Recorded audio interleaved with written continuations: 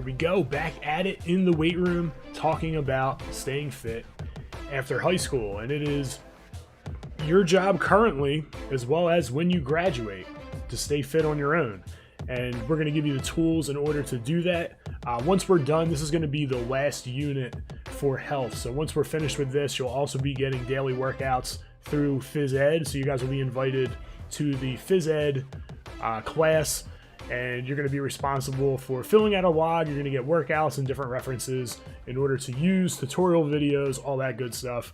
Some of you may have seen it on the YouTube channel. If you want to check it out early, you're more than welcome to do so, just so you know what you're getting involved in after this unit. So this PowerPoint is pretty long. I'm going to try to get through it somewhat quickly. Make sure that you don't space out. You get it, because I'm on the moon. So hopefully you guys won't space out during this lesson. We're going to get through it. There's going to be some assignments. This will be the last unit. If you have any questions, boom, up top, make sure you shoot us an email for any of the teachers. The left side of the screen, make sure you check out Google Classroom frequently. So we're going to go to the full screen here. We're just going to go over these things rather quickly, touching on all the main points. You can read through the PowerPoint on your own at your own pace as well. So what is exercise? This point is extremely important. So exercise is a stress. That's all your body views it as. And when you go through a particular stress, your body then has to adapt to it.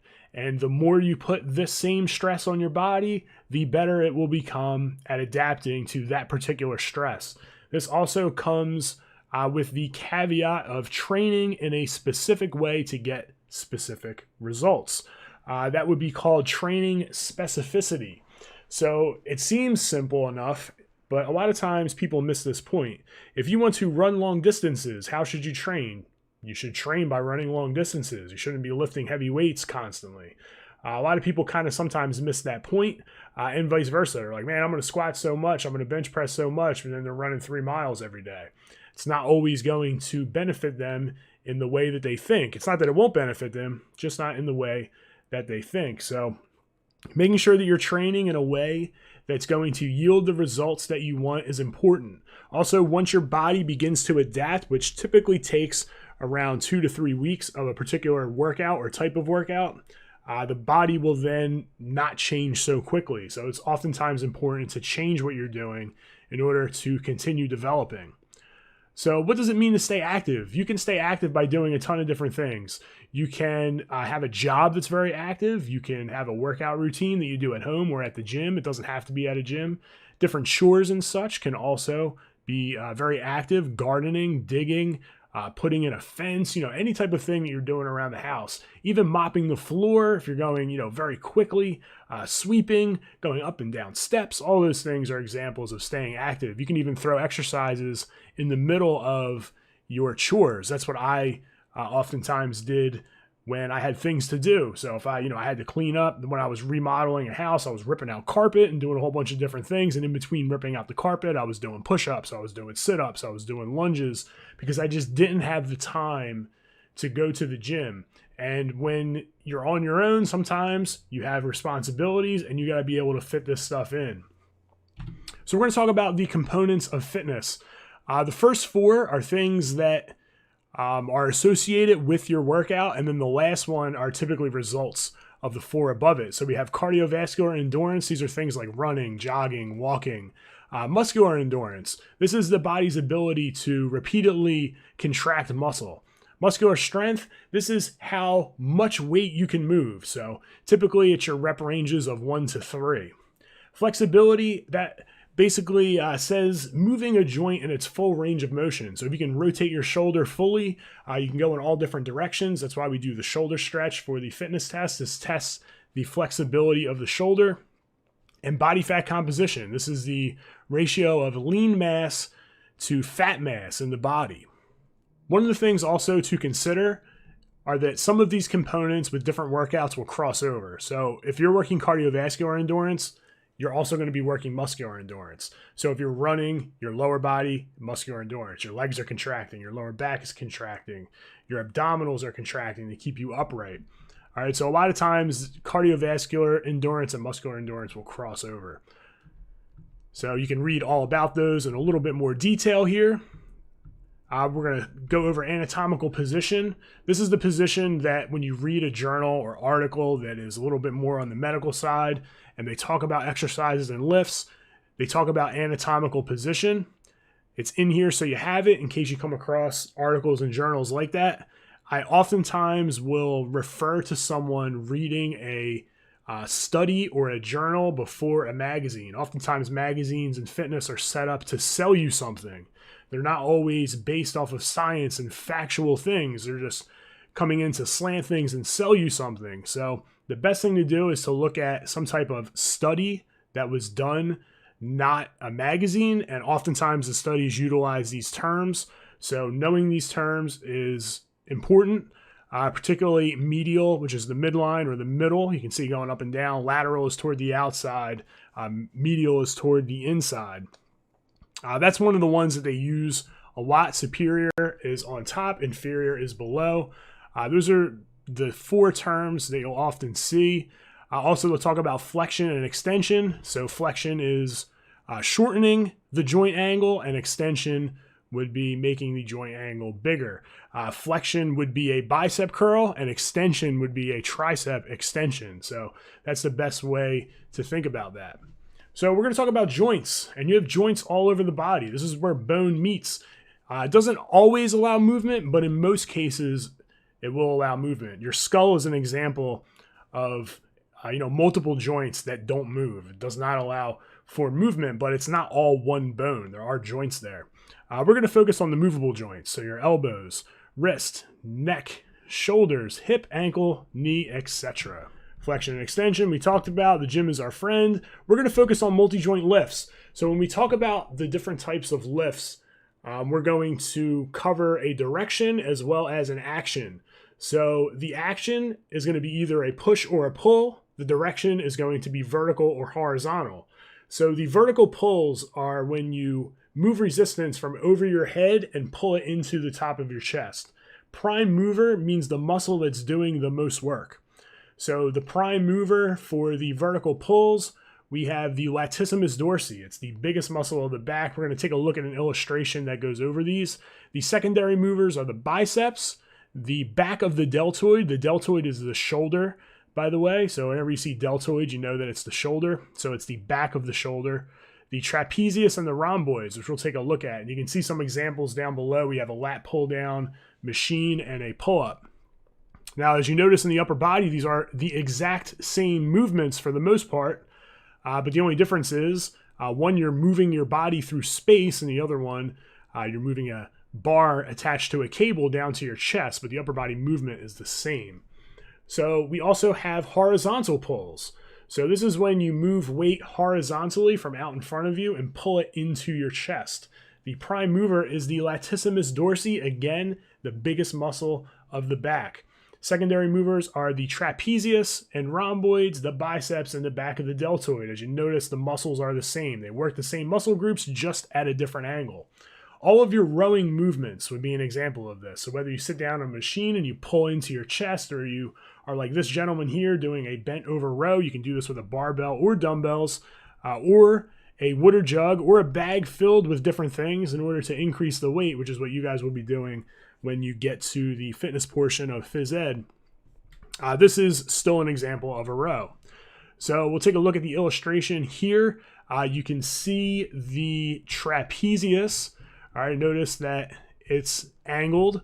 Also, the striations that you can see, these are lines of pull. So a muscle can only contract and relax. And along these striations, that's where the muscle will contract. As you can see, there's actually 4 different sections of the trapezius. You have the upper section, this section here that goes slightly downward, and then this portion down here that goes really hard downward there. And it's important to know that because working your pulls at different angles, vertical and horizontal and everything in between, is important in order to engage all of these muscles properly in all of their different lines of pull. You can check out the latissimus dorsi here. It's the biggest muscle of the back. It originates in the spine and it inserts in the upper arm. All right, so this does everything from your pulling motion. So any type of back movement where you're rowing or you're pulling from overhead, pull-ups, all those things, that's the prime mover. It's the biggest muscle of the back. And then you have your rhomboids, which assist in retracting your shoulder blades, so bringing your shoulder blades together. You have the back of the deltoid here. And these muscles on the right, you may hear someone say that they tear their rotator cuff. The rotator cuff is actually a group of muscles that are there in order to stabilize the shoulder. So you can see all of these muscles here. Typically, it's a tear in one or multiple of these muscles when someone tears their rotator cuff of their shoulder. And that's what they're talking about when they talk about that. So that is the upper body pull exercises. And now we're going to talk about the pushes. So a vertical push works primarily the front of the body. So the prime mover for the vertical push, if you look at the bottom, this is somebody pushing a barbell up over their head. Anytime you push weight over your head, it is a vertical push. The prime mover is the front of the deltoid. All right, so that's the front of the shoulder. The secondary movers are the triceps and the upper trapezius. So remember, we talked about the trapezius doing multiple things. It has multiple lines of pull. It also assists with pushing weight over your head. Some examples would be an overhead press, a military press, overhead dumbbell press. As you notice, the motions are the same, but the exercises are a little bit different. What we're moving is a little bit different. That's why it's always a lot easier to understand what you're doing and what muscles are working if you focus on the movement rather than the exercise. So that's why we're focusing on the movements. Then we have the horizontal push. This works primarily the pectoralis major. That is your chest.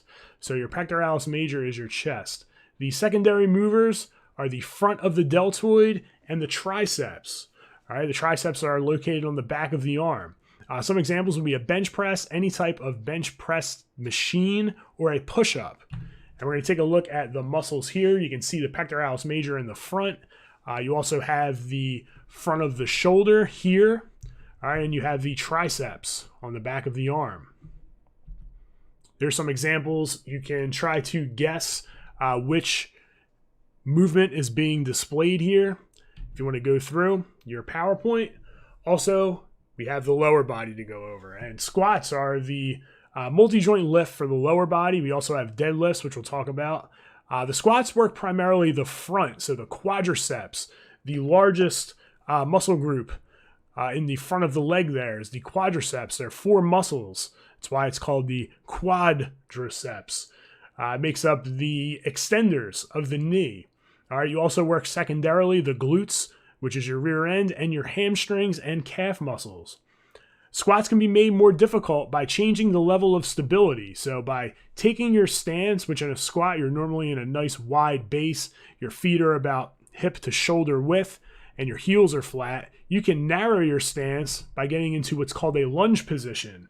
So you can see the woman on the right, she is performing a lunge, and this is when you narrow the base. It helps with stability training. Also, you can isolate one leg at a time, as most of the weight is located on the front leg. And then on the left side, we have someone performing a squat. Now, this illustration is what's called a powerlifting squat. So you can see his heels are staying flat, and the crease in the hip is below the thigh, and that would be considered a full squat. Does that mean that everybody has to squat exactly that way? No, it doesn't. Typically, you're going to try to work toward that, but if you can't squat that deep at first with your heels sitting flat, you can go a little bit shorter than that, but ideally, you do want to get back to that point. You can see right here, the illustration on the left, that is the front of the legs. You can see the kneecaps there. Taking a look at you, we have the quadriceps on the front, and then we have the adductors. These are the muscles that bring the leg. If you were to stick it out, it would bring the leg into your body. On the right, we have the glutes, the hamstrings, and the calves. So continuing with the lower body, we have deadlifts. And with a deadlift, the bar is out in front of you, and it works mainly what's called the posterior chain muscle groups, which would be the hamstrings, glutes, and lower back. The quadriceps do assist in the movement, but it particularly works the posterior chain. And the reason why that is because the weight is loaded in the front. So you can see the weight is out in front, and it's going to have a tendency to pull you forward.